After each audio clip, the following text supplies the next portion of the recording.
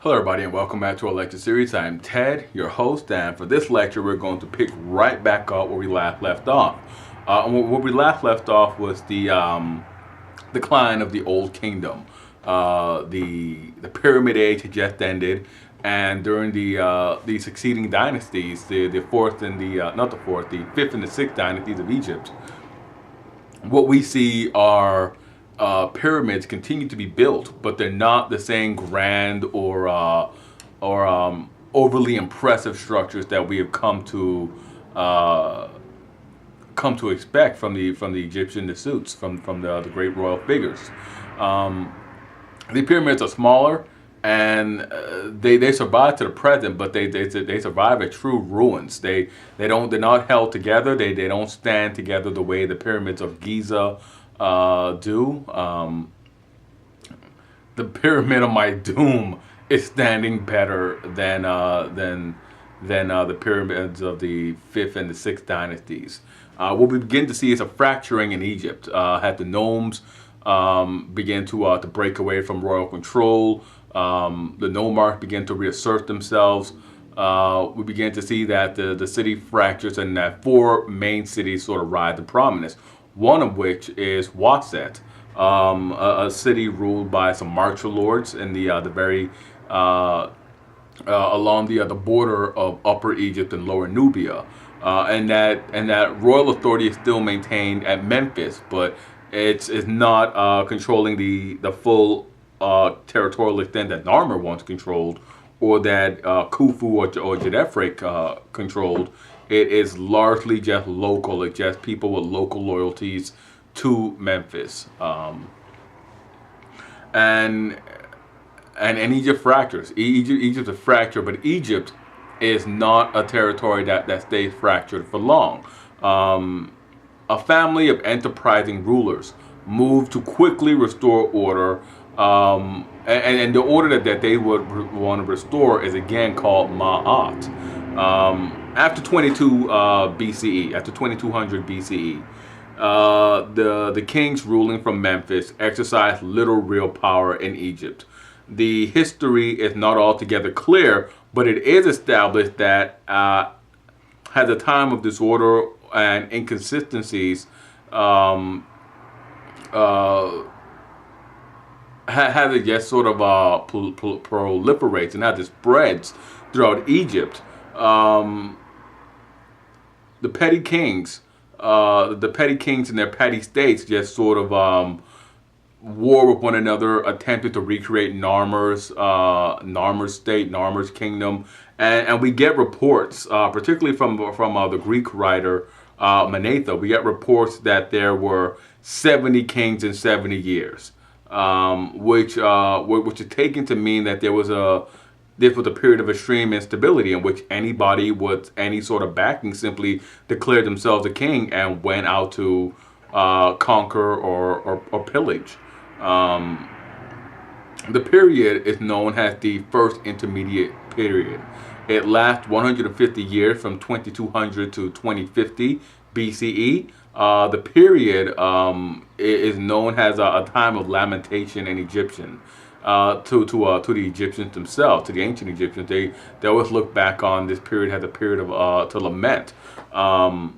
And we get this very interesting sort of literature tradition that descends from that descends from this the first intermediate period. It's called Lamentations or lament literature, which was written by the elites mainly, bemoaning the breakdown of order and the breakdown of chaos and the chaos that ensued. The literature was written by the intellectual elite, and they were arguing in favor of the kings of Dynasty 12. And those were the kings who restored order and united the kingdom. These kings came from Thebes, Waset, what the Greeks would refer to as Thebes. But they came from Waset, which was a marcher city. They were martial lords, border lords, and they were tough fighters. They were tough men, tough pragmatic men who battled and traded with the Nubians, and they battled and traded with their neighbors, and they were literally really able to project themselves as the elites. Um, they did not have a very great tradition. They were seen as they were seen as kind of interlopers. They were from the border. They were from the fringes of the Egyptian core land, but they were from the sort of nexus of where Narmer arose from, and sort of was viewed as the nexus of civilization along the Nile River. Um, but for people living in Upper Egypt, they were always viewed as sort of outsiders. And then for people living at Abydos, Narmer, former royal capital, they were also seen as interloper. They were seen as people trying to displace them at the prime city of Upper Egypt. Now, these kings, what they did was, and again, to sort of backtrack with them, they didn't have this great tradition of royal service during the Old Kingdom. What they had to do, they had to ingratiate themselves onto their new subjects and into the great royal tradition. The literature that this lament literature serves to state the intention of these Waset kings, who attempted to establish a dynasty, and they attempted to bridge in the elites of Egypt regarding what the kings expected of the elites and what the elites expected of the king. This acceptance, this understanding allowed the incoming dynasty to implement key reforms to strengthen royal society. Now, the lords of Waset, the ruling dynasty from Waset, were minor figures in the Old Kingdom and minor figures during the pre-dynastic period. Abydos had been the seat of Narmer. Abydos was viewed, and it held this vaunted position as the principal city of Upper Egypt. Waset was viewed as just a border town. During the Pyramid Age, Waset begins its rise to prominence. It is on the Nubian border, and it serves as the principal gateway of exchange between the two Nile River Valley territories. All of the trade goods coming into Egypt from the African interior, goods like gold and ivory, salt, hardwoods, incense, animal hides, and the prestige goods, they were all coming in through Thebes, through Waset, and that is, they were all flowing in across the border. Now, the Waset nomarchs, in addition to this material wealth, they also had access to the great military power because they were martial lords. They were in charge of ensuring that nobody invaded from the south. It was difficult to sail down the cataracts, but if you wanted to invade Egypt from the south, all you had to do was march along the banks of the Nile. And so they also had this the great well, not great, but they had a tradition already, a military tradition already in Waset. Now they began to build a tradition of integrating their armies with soldiers from both sides of the cataracts, and this practice really becomes entrenched during the reign of the Nisut Sennacherib III. And Sennacherib III brings a large number of Nubians into the royal army, and he permanently institutes the practice. He also brings in Asiatic peoples from the shores of the Eastern Mediterranean to serve in his army. And the great royal figure of the Middle Kingdom, and the Middle Kingdom is the kingdom that emerges when Egypt reunifies itself after the first intermediate period. The great royal figure is a man called Mentuhotep II. And Mentuhotep II ruled as king of Egypt from 2060 to 2010 BCE. Mentuhotep II was the first nomarch of Waset to really establish Waset as the great power. You will see that throughout Egyptian history, it will be kings coming from Upper Egypt, coming from the borderlands. Narmer did it, Mentuhotep did it, and other successors will follow in their footsteps. They will come from this region, and they will establish themselves as very powerful figures, very dynamic figures, and they will reorder, reshape, and usher in an era of prosperity for the kingdom of Egypt. Now, Mentuhotep establishes the Middle Kingdom, and he establishes his own dynasty, Dynasty 11. Mentuhotep was born during the later stages of the first intermediate period, and his name is very interesting and very telling of the times. His name, Mentuhotep, means the war god. Montu is pleased, sort of hinting at how we don't know the vowels. It can read Montu is pleased, or Mentu is pleased, or Monto. It can read in many different ways. But by naming your child the war god is pleased, sort of indicates exactly what type of society you're living in. It's a perilous, precarious situation that you have, where you want the war god to be pleased that you have this son. Now, Mentuhotep II reign saw Waset displace Abydos as the principal city of Upper Egypt, while subduing a number of rival nomarchs in the process. Mentuhotep is succeeded by his son, a man called Mentuhotep III, and Mentuhotep III extends Waset's control, extends their Dynasty 11's control all the way up to Memphis and finally to the Nile marshes. He reunites Egypt. He restores Ma'at. Mentuhotep III, unfortunately, was followed by some weak kings who lost control of the kingdom, and they lost control of the kingdom to their royal, the chief royal minister, a man called Amenemhet. And again, his name can mean that Amen, Amon, Amun is pleased. Again, we can't jump too far along with the exact pronunciations or spellings of these names, because again, the Egyptians did not use vowels. It was simply a cluster of consonants. But Amenemhet the first, he founds Dynasty 12, and the variation in the spelling of its names, while hinting at the fact that they do not use vowels, and that we cannot sort of present a concrete spelling for the names, is very indicative as well about its origins. We don't know exactly. We can't be certain where he's from, but we have a good reason to believe that he was also from Waset, and that is because Amen or Amun was the patron god of Waset. Amun or Amen was one of the original gods of Egypt, and one of the original, I should say, eight, the Ogadid of Egypt.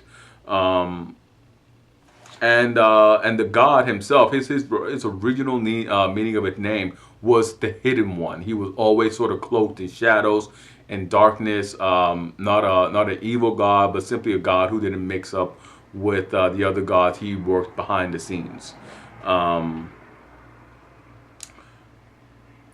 And he really was not prominent outside of Waset. It was very local. He was a very local, a very regional god. During the Old Kingdom, the god Ra, or Aton Ra, was the chief god of Egypt. He was followed by the gods Horus, Osiris, Isis, Set, and Set's wife. The kings of Waset, the kings from Waset, the dynasties from Waset, the dynasties 11 and 12, they set about sort of raising the profile of Amun. It would be these kings who sort of rewrote Egyptian cosmology. They presented a new theology linking Amun to the god Ra, the sun god. And what they do is called syncretizing, and they syncretize the sun god with Amun. Um, they syncretize these characteristics, and they create a new god, Amun Ra, a new national sun god, a new national deity. And some have argued that this would later set the stage for monotheism. That is, during the New Kingdom, during the reign of the king Akhenaten, the religious reforms that stem from Akhenaten's reign, you can sort of trace them directly to the creation of Amun Ra by the kings of Dynasty 11 and Dynasty 12. The bit of controversy surrounding that. But the Dawasic kings, they were very successful in synchronizing Amun and Ra, because that deity takes off as a new national deity, and the priests of Amun, they grow extremely wealthy. The temple to Amun at Luxor and Karnak grow in size and importance. Every succeeding king will build at Luxor and Karnak. If they do nothing else, they build at Luxor and Karnak. They become national shrines, national religious centers. Amun prospers, but so do the other major gods. Ptah's temple at Memphis is endowed. Ra's temple at Heliopolis, and Heliopolis is a Greek word. It literally just means the sun city. The city was devoted to the sun god. The Greeks come in and they see that and they call it the sun city. Heliopolis is endowed, and the cult of Osiris is shown royal favor. This was a very shrewd plan of action for the kings of the dynasties. Their patronage elevates the stature of Osiris in the Middle Kingdom, so that Osiris becomes the lord of the afterlife. The kings of the Middle Kingdom also promote the concept of an afterlife for all. So you promote Osiris, and you promote this concept that everybody's going to the afterlife. It's a win-win. It's very shrewd social organization, very, very shrewd operations by the kings. Before the Middle Kingdom, back in the Old Kingdom and in the first intermediary period, only the pharaohs and their favorites were rewarded with afterlife, where they were rewarded with life after death. During the Middle Kingdom, every Egyptian who lived a moral life, who followed the principles of Ma'at, will be rewarded with life after death. Osiris and Anubis both would partake in a ceremony known as the weighing of the heart, where after you die, your heart will be weighed against a feather.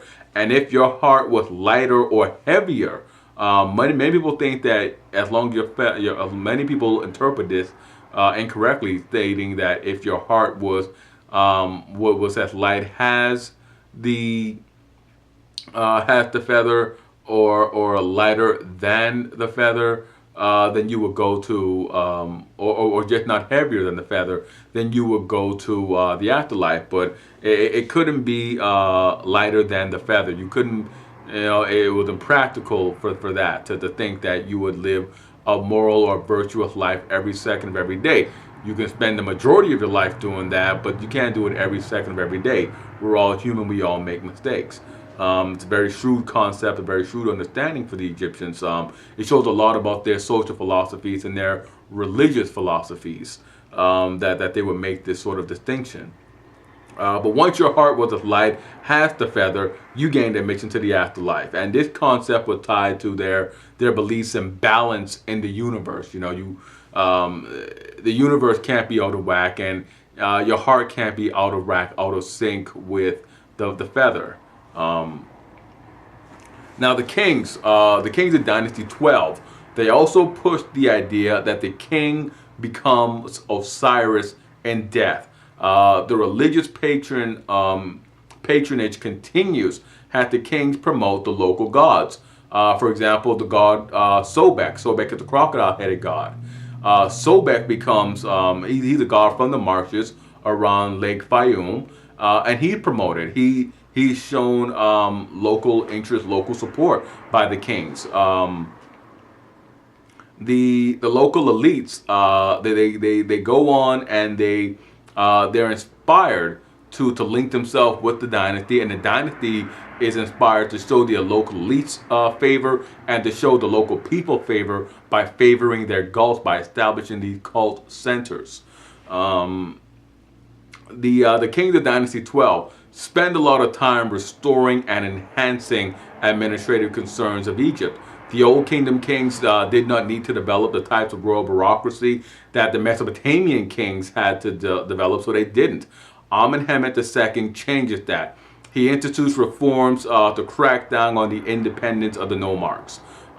He brings the warlords to heel, and he begins to rise. He begins to really knock down all of the independence and the sort of separate identity and traditions that rose in prominence during the first intermediate period. He brings them all to heel. He restructures the royal administration. The kings of Dynasty 12 create a new subnational subdivision known as Middle Egypt. A new administrative official known as the Waret is commissioned by the king, and he oversees the area. The Waret is appointed by the king. The Waret is answerable only to the king, and he is backed up by a standing professional army. Now, the divisions and the officers survive until the Muslim conquest of Egypt. The kings of Dynasty 12 also begin to communicate more frequently with their nomarchs. They issue law codes on the same order as in Mesopotamia. They also conduct what we would call public relations management. That is, they begin conducting public or social policy, instituting or conducting public or social policy designed to curry favor with the lower classes. There are still royal burials and major works being constructed, but the kings do not revive pyramid building. It's simply not worth it to them. It's a waste of time to them. They knew from experience that the tombs of the Old Kingdom were all robbed. All of the pyramids were robbed during the first intermediate period, and all of the sacred objects, the treasure that was stored with the kings, were taken. Some of the bodies of the older kings were even violated. And this would have been shocking. This would have been shocking to them. And it's really sort of a common sense thing. The pyramids function had the giant Dikir sign to all grave robbers.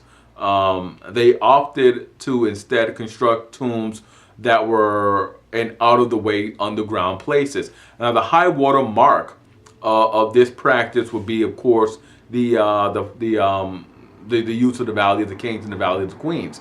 These sort of out-of-the-way places that the kings were able to put all their treasure into and to simply bury themselves in. Now, these tombs are nonetheless impressive, and you can get a real true sense of the opulence of the royal burials if you ever go to and examine, or if you see pictures of the tombs of Dynasty 11 and Dynasty 12, particularly Dynasty 12. Now, Dynasty 12 repairs the dikes and the canals of Egypt. They drain some of the marshland to put more land under cultivation. Dynasty 12 launches prestige expeditions to an area called Punt. It's known in all the Egyptian records as the land of Punt, which was, we believe it was located somewhere along the Horn of Africa. And they bring back trade goods to illustrate their successful mercantile skills.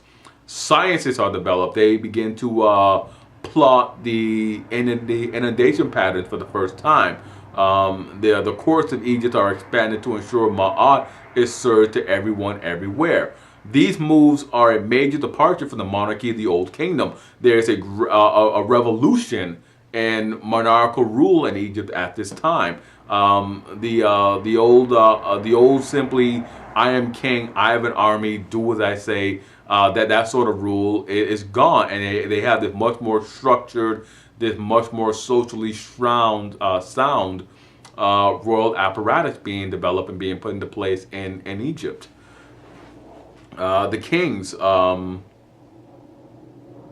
the role of the king expands. The kings of Dynasty 12, they're bringing new peoples who are dependent on them. They're bringing the Nubians who were very well acquainted with the Egyptians.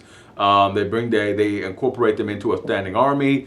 After Narmer's conquest, the kings kept a small army and they kept small retinues. There were no large standing armies in Egypt, just a small royal force. The armies of the pre-dynastic period, the Old Kingdom and the Middle Kingdom, were simplistic to say the least. They had no protective armor. They had no protective headgear. They used a thrusting spear. They carried large wooden shields. They used a club for melee combat and bowmen. But the bows were weak hunting bows. They were not the very strong composite bows that we see later on, the bows that we know. Um, there were there were no draft animals, no horses, no wheeled vehicles. The army of the Egyptian was a infantry force, and it was built to fight in close action. They simply smashed more disorganized opponents to pieces. Now, the kings of Dynasty 12, namely Sennacherib III, they go on to make advancements in Lower Nubia, advancements into Lower Nubia and into the Western deserts, moving out of the Nile River Valley, and they're the first dynasty to do so. They're the first. This marks the first time that Egypt moves beyond the cataracts and the Nile marshes. Now, Sennacherib III establishes a boundary marker that states his outlook and keeping order on his borders, while encouraging trade. The close interactions with Nubia will culminate in later kings invading Nubia to establish order, and then the Nubians flipping the script on the Egyptians and invading Egypt, establishing a pan-Nilotic hegemony on both occasions. Now, the Middle Kingdom kings also launched campaigns into the southern Levant, into what we now consider, what we now understand to be the land of Cana, or should I say, what was then known as the land of Cana. They go into Cana for the first time. The furthest east the old kings ever went was to the Sinai, and they only went to the Sinai to secure vital mines. The trade contact with the Levantine shore is promoted as well. This period was one of the most successful in Egyptian history, but it ends on a rather sour note.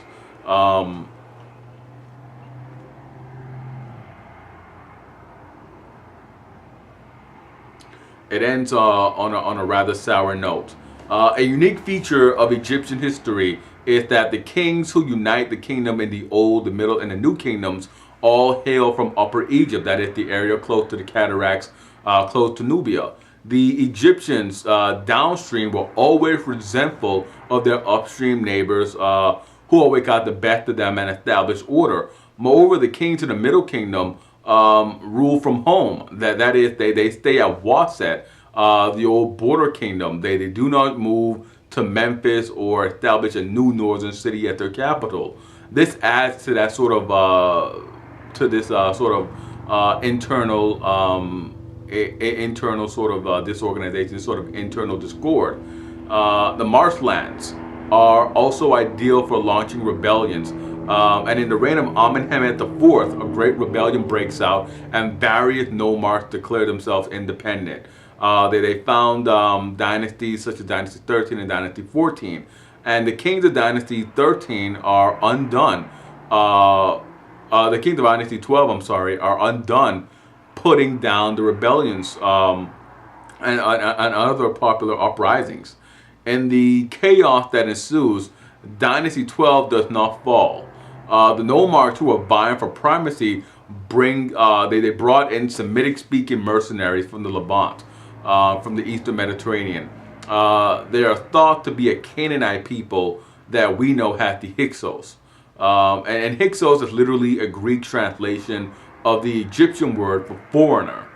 They turn on the nomarchs and they begin conquering Egypt for themselves. They go into business for themselves. They did this by establishing strong points in the Nile, particularly in the Nile marshes, the marshes of Lower Egypt.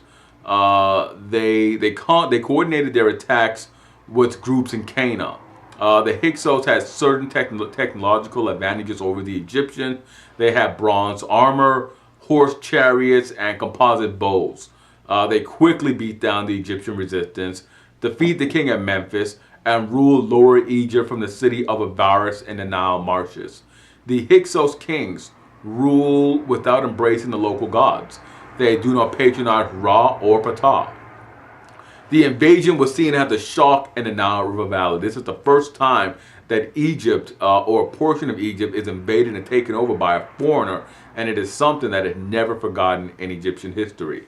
It was devastating. It was viewed as more devastating than the collapse of the Old Kingdom. With the end of the Middle Kingdom and the Hyksos invasion, the local nomarchs of Waset once again take it upon themselves to rise up and unite and to sort of push for the reunification of Egypt. They sort of put it on themselves to sort of mobilize and to reunite the kingdom once again. And they embark on their campaign almost immediately to overthrow the foreigners, the Hyksos. Now, the Hyksos ruled Lower Egypt from Avaris, a small military caste develops. The Hyksos are that military caste. They are the elites of Lower Egypt.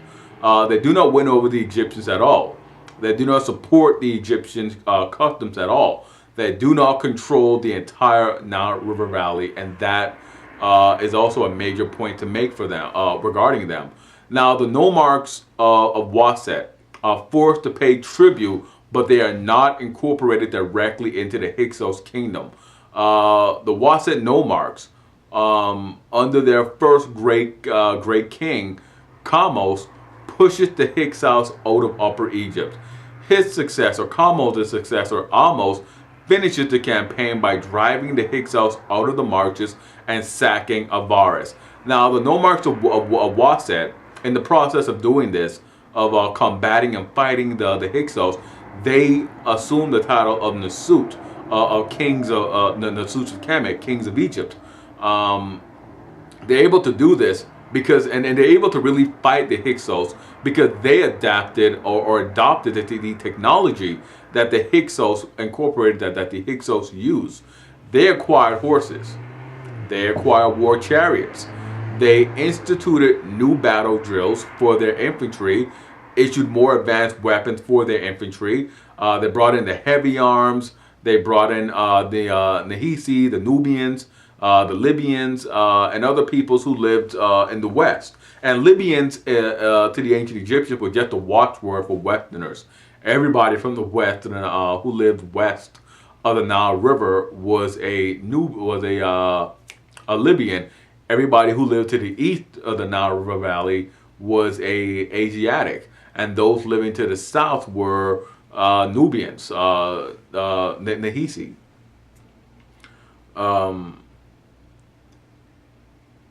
They incorporate these border peoples into the Egyptian armies, and they put to good use. The immediate successor to Amos was Amenhotep I, and his name is again telling. It means Amen is pleased. The immediate three successors, I should say, were Amenhotep I, Tutmosis I, and Tutmosis II. And the name Tutmosis simply means Thoth is born. The god of writing, Thoth, he's born. Now, this new dynasty, Dynasty 18, they project Egyptian strength into the Levantine shores, and they permanently hold these areas for decades. These campaigns were largely retaliatory in nature, since the Hyksos were still hated, and the people who lived along the shores there, the Canaanites, were related to the Hyksos. It only made sense to campaign there. And at first, the campaigns were simply sporadic bursts of aggression based on raiding and so forth, raids that regularly netted slaves. But over time, they began to target the prestige goods, the resources, and had the campaigns and the Eastern Mediterranean evolved. They became campaigns that resulted in tribute from the local elites there, and established the new kingdom, had a great power in the Levantine shores and the shores of the Eastern Mediterranean. Furthermore, to cross the Sinai required a great degree of sophistication and coordination. The kings of Dynasty 12, they go on to establish supply depots They go on to coordinate with naval support, and the kings they not only push into the Eastern Mediterranean, but they also begin to push upstream into Nubia and beyond the cataracts. They organized a new subnational, subdivided entity for Nubia and the ancient land to the kingdom of Kush. So at this point, we can look at the Old Kingdom having the upper and the boundaries of Upper and Lower Egypt, Middle Egypt, a new organization for Nubia, and and a and an organization for the territories in the Eastern Mediterranean, in the Levantine shores. And we'll break here. We'll break here, and we'll come back and we'll continue on with our discussion, our look at Egypt under the 18th dynasty. As always, I am Ted. Hit like, subscribe, and comment. And I will see you guys next time, and we'll continue our discussion.